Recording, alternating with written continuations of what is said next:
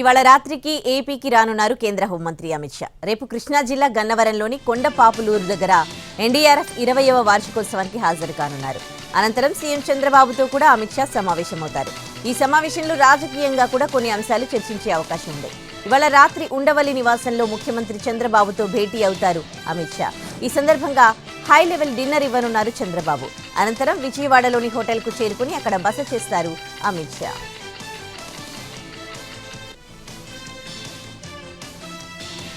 అధికారంలోకి వచ్చిన తర్వాత సీఎం చంద్రబాబు పూర్తి పాలనపై పూర్తి దృష్టిని కేంద్రీకరించారు. వివిధ శాఖలపై సమీక్ష చేస్తూనే అన్ని రంగాల పనులు చకచకా అయ్యేలా చూస్తున్నారు. ఈ క్రమంలోనే రాష్ట్రం కోసం ప్రతిష్టాత్మక కార్యక్రమానికి శ్రీకారం చుట్టనున్నారు. స్వర్ణాంధ్ర స్వచ్ఛ ఆంధ్ర కార్యక్రమాన్ని ప్రారంభించేందుకు కడప జిల్లా మైదుకూరు వెళ్లనున్నారు ముఖ్యమంత్రి చంద్రబాబు. సీఎం పర్యటన కోసం అందుకోసం ఏర్పాట్లు పూర్తి చేశారు అధికారులు.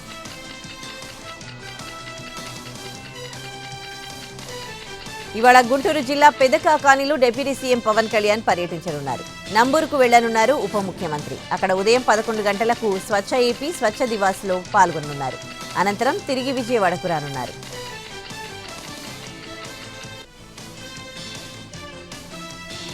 ఫార్ములా ఈ కార్ రేస్ వ్యవహారంలో కీలక పాత్ర పోషించిన ఏస్ నెక్స్ట్ జెన్ దాని మాతృ సంస్థ గ్రీన్కో ఎండీ చలమలశెట్టి అనిల్ కుమార్ ను ఇవాళ ఏసీబీ అధికారులు ప్రశ్నించనున్నారు.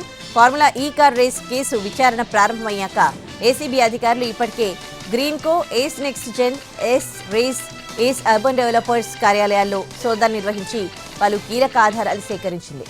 దాని ఆధారంగా ప్రశ్నించనున్నట్టు తెలుస్తోంది.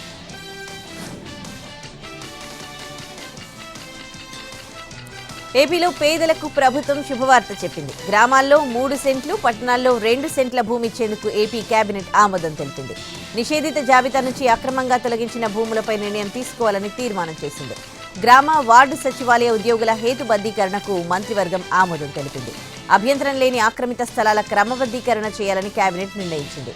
పోలవరం డయాఫ్రమ్ వాల్ పనులు వెంటనే ప్రారంభించాలని కేబినెట్ ఆమోదించింది.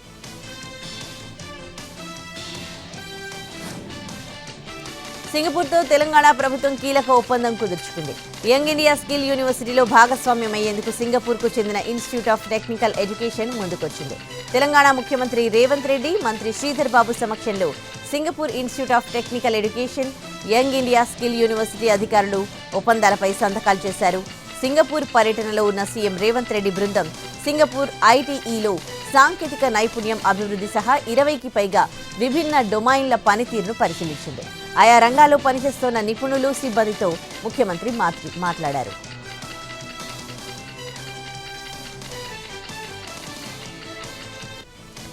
కృష్ణా జలాల్లో రాష్ట్రానికి దక్కాల్సిన వాటా విషయంలో తొలుత సెక్షన్ 3 పైనే వాదనలు వినేందుకు జస్టిస్ బ్రిజేష్ కుమార్ నిర్ణయించడం తెలంగాణ విజయమని మంత్రి ఉత్తమ్ కుమార్ రెడ్డి అన్నారు. ట్రిబ్యునల్ ఉత్తర్వులను స్వాగతిస్తున్నట్లు తెలిపారు. ట్రిబ్యునల్ నిర్ణయంతో భవిష్యత్తులో తెలంగాణకు కృష్ణా జలాల్లో న్యాయమైన వాటాలొస్తాయన్న ఆశాభావం వ్యక్తం చేశారు. తెలంగాణ రాష్ట్ర ఏర్పాటుకు కృష్ణా, గోదావరి జలాల వాటాల కేటాయింపుల్లో జరిగిన అన్యాయమే ప్రధాన కారణం. కానీ 2014లో తెలంగాణ ఏర్పడ్డాక తొలిసారి ఏపీ, తెలంగాణల మధ్య జరిగిన చర్చల్లో రాష్ట్ర ప్రయోజనాలను కేసీఆర్ పణంగా పెట్టారని ఆరోపించారు. ఉమ్మడి ఏపీకి బచావర్ ట్రిబ్యునల్ ఇచ్చిన 811 టీఎంసీల్లో ఏపీకి 512 టీఎంసీలు, తెలంగాణకు 299 టీఎంసీల కేటాయింపులకు కేసీఆర్ అంగీకారం తెలిపారని అన్నారు.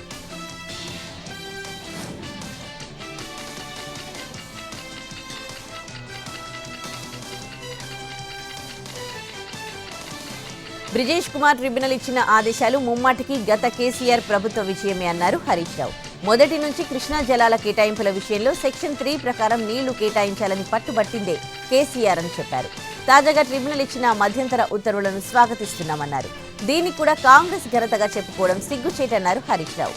కృష్ణా జలాల విషయంలో తెలంగాణకు అన్యాయం చేసిందే కాంగ్రెస్ అన్న ఆయన కృష్ణా జలాల్లో న్యాయమైన వాటా దక్కేదాకా బీఆర్ఎస్ పోరాటం ఆగదన్నారు.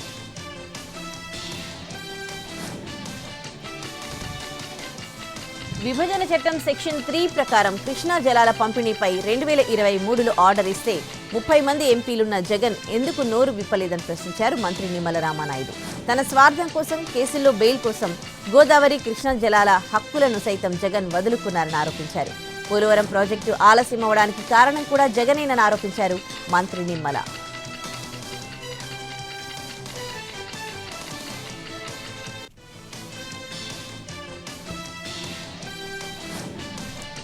విశాఖ ఉక్కును కేంద్ర ప్రభుత్వం గుడ్ న్యూస్ చెప్పింది. తీవ్ర ఆర్థిక సంక్షోభంలో ఉన్న విశాఖ స్టీల్ను పునరుజ్జీవింపజేయడానికి ముందుకొచ్చిన కేంద్రం 11,440 కోట్ల ప్యాకేజీని ప్రకటించింది. ఈ ప్యాకేజీకి ప్రధాని మోడీ నేతృత్వంలోని ఆర్థిక వ్యవహారాల కేబినెట్ కమిటీ ఆమోదముద్ర వేసినట్లు అశ్విని వైష్ణవ్ వెల్లడించారు. ఏటా 7.3 మిలియన్ టన్నుల ఉక్కు ఉత్పత్తి సామర్థ్యం ఉన్న విశాఖ స్టీల్ ప్లాంట్ 2023-24లో 4,848.86 కోట్లు, 2022-23లో 2,858.74 కోట్ల నష్టాన్ని మూటగట్టుకుంది. వర్కింగ్ క్యాపిటల్ కోసం చేసిన అప్పులు పెరిగాయి. రాష్ట్రంలో ఎన్డీఏ కూటమి అధికారంలోకి రావడంతో స్టీల్ ప్లాంట్పై ప్రత్యేక దృష్టి సారించారు. కేంద్రం నిధులను కేటాయించడంతో పాటు ప్రైవేటీకరణ ప్రసక్తే లేదని స్పష్టీకరణ చేశారు.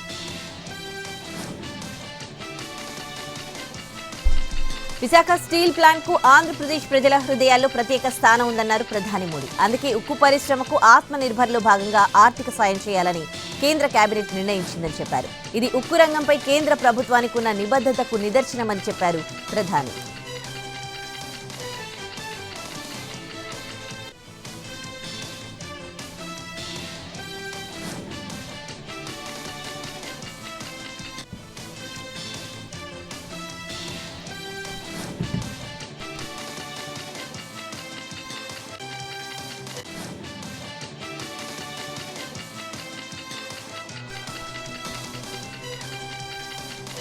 విశాఖ స్టీల్ ప్లాంట్ ను కాపాడుకునేందుకు కేంద్రం సాయం చేసిందని, ఆ సాయాన్ని సద్వినియోగం చేసుకోవాలన్నారు ఏపీ సీఎం చంద్రబాబు. ఇష్టానుసారం వ్యవహరించి మళ్లీ సాయం చేయాలనడం సరికాదన్నారు. ప్రజాధనాన్ని దుర్వినియోగం చేయకూడదని చెప్పారు చంద్రబాబు. ఈ సందర్భంగా ప్రధాని మోడీకి కృతజ్ఞతలు తెలిపారు ఏపీ సీఎం. ఉక్కు పరిశ్రమకు చరిత్రాత్మకమైన రోజని అన్నారు ముఖ్యమంత్రి.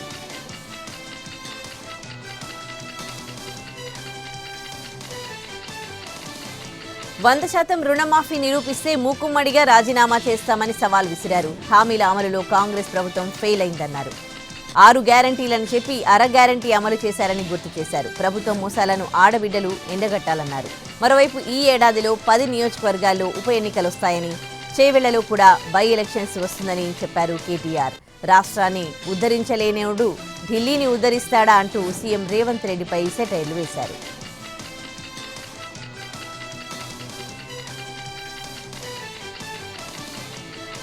Back to news. AP cabinet సమావేశం అనంతరం పార్టీ ఎంపీలు, ఎమ్మెల్యేలు, మంత్రులతో సీఎం చంద్రబాబు భేటీ అయ్యారు. ఈ భేటీకి పలువురు ఎంపీలు గైరు హాజరయ్యారు. అలసత్వం ప్రదర్శించిన పలువురు మంత్రులు, ఎంపీలపై చంద్రబాబు ఆగ్రహం వ్యక్తం చేశారు. తనకు కావాల్సింది ఫోటోలకు పోజులు ఇవ్వడం కాదు, కావాల్సింది ఫలితాలు అని వారితో నిర్మోహమాటంగా చెప్పారు. ప్రతి శాఖలో ఎస్సీ ఎస్టీ సబ్-ప్లాన్ చట్ట నియమ నిబంధనల ప్రకారం నిధులను సకాలంలో ఖర్చు చేయాలని అధికారులను డిప్యూటీ సీఎం భట్టి ఆదేశించారు. సబ్-ప్లాన్ చట్టం ప్రకారం శాఖల వారీగా చేసిన వ్యయ వివరాలను ప్రతి నెల రోజులకు ఒకసారి వెల్లడించాలని అధికారులను ఆదేశించారు. శాఖల వారీగా కేటాయించిన నిధులను సంతృప్త స్థాయిలో వినియోగించాలన్నారు. రాజ్యాంగం విషయంలో కాంగ్రెస్ పార్టీ ప్రవర్తిస్తోన్న తీరు చూస్తూ ఉంటే దయ్యాలు వేదాలు వల్లిస్తున్నట్లుగా ఉందని విమర్శించారు కేంద్ర మంత్రి కిషన్ రెడ్డి. భారత రాజ్యాంగాన్ని అనేక రకాలుగా అవమానించి తమ రాజకీయ అవసరాలకు అనుకూలంగా మార్పులు చేసుకున్న చరిత్ర కాంగ్రెస్ది అని గుర్తు చేశారు. ఎన్టీఆర్ వర్ధంతి సందర్భంగా హైదరాబాద్లోని ఎన్టీఆర్ ఘాట్ దగ్గర జూనియర్ ఎన్టీఆర్ కళ్యాణ్ రామ్ నివాళులర్పించారు. ఈ కార్యక్రమంలో ఎన్టీఆర్ అభిమానులు, పలువురు టీడీపీ కార్యకర్తలు పాల్గొన్నారు. జూనియర్ ఎన్టీఆర్ని చూసేందుకు ఘాట్ వద్దకు భారీగా అభిమానులు చేరుకున్నారు.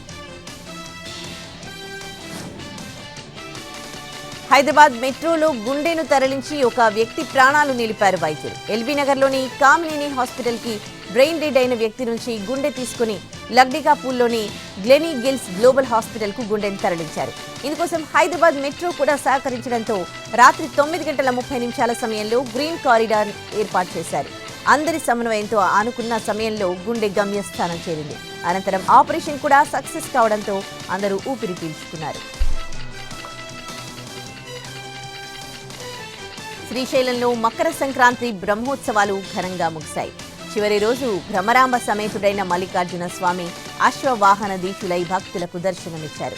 అనంతరం బ్రహ్మోత్సవాల్లో చివరి రోజున ఆలయ ప్రాంగణంలోని అక్క మహాదేవి అలంకార మండపం వద్ద శ్రీ స్వామి అమ్మవార్లకు పుష్పోత్సవం జరిపించారు. ఈ పుష్పోత్సవంలో 20 రకాల పైగా పుష్పాలు, 12 రకాల ఫలాలు నివేదించి ఏకాంత సేవ నిర్వహించి శయనోత్సవం జరిపించారు.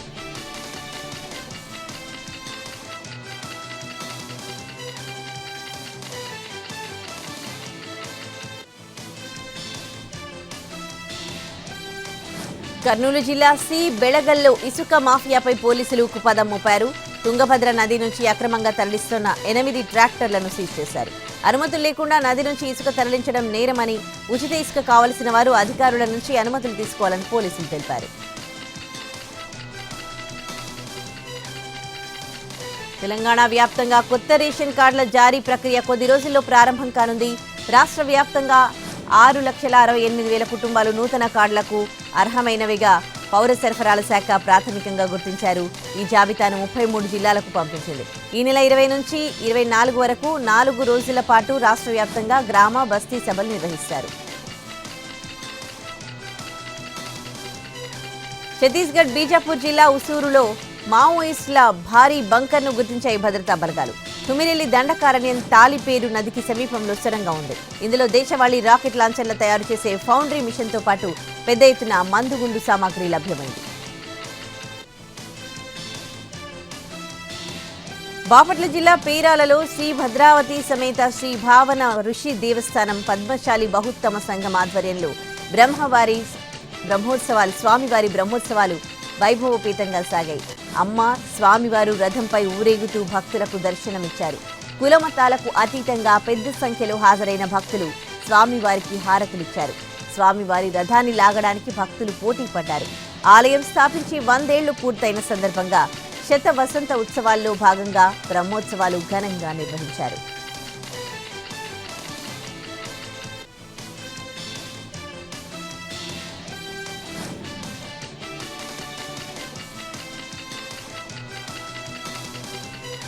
దేశంలో ఎలక్ట్రిక్ మొబిలిటీ విస్తరణకు ప్రభుత్వం విధానపరమైన నిర్ణయాలు తీసుకుంటోందని ప్రధాని మోడీ అన్నారు. దిగ్గజ వ్యాపారవేత్తలు రతన్ టాటా, ఒసాము సుజుకి భారతదేశ ఆటో రంగం వృద్ధికి, మధ్యతరగతి ప్రజల కలను నెరవేర్చడానికి ఎంతో సహకారం అందించారని అన్నారు.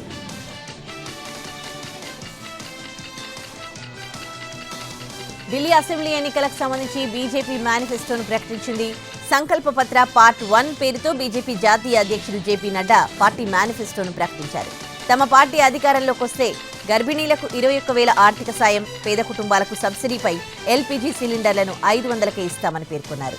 మహిళా సమృద్ధి యోజన కింద ఢిల్లీలోని మహిళలకు నెలకు 2,500 ఆర్థిక సాయాన్ని అందిస్తామన్నారు. వీటితో పాటు ప్రస్తుతం ఉన్న అన్ని సంక్షేమ పథకాలను కొనసాగిస్తామని హామీ ఇచ్చారు. కర్ణాటకలో 2 దోపిడీ దొంగలు ఏటీఎం వద్ద కాల్పులు జరిపి ఒకరిని చంపి 93 లక్షలు ఎత్తుకెళ్లిన ఘటన మరొక ముందే మరో భారీ దోపిడీ జరిగింది. తాజాగా 5 సాయుధ దుండగులు 12 కోట్ల విలువైన బంగారం ఎత్తుకెళ్లారు. మంగళూరులోని కేసీ రోడ్లో ఉన్న కోటేకర్ ఉల్లాల్ కోఆపరేటివ్ బ్యాంక్లో ఈ దోపిడీ జరిగింది. వరంగల్లో మరో చైన్ స్నాచింగ్ జరిగింది. గిర్మాజీపేటలోని రాధికా థియేటర్ సమీపంలో ఓ మహిళ మెడలో నుంచి మంగళసూత్రం దొంగిలించాడు దుండగుడు. జార్జంగ్ పోలీస్ స్టేషన్లో ఫిర్యాదు చేసింది బాధిత మహిళ లక్ష్మి. కేసు నమోదు చేసుకుని సీసీ ఫుటేజ్ ఆధారంగా కేసు దర్యాప్తు చేస్తున్నారు పోలీసులు.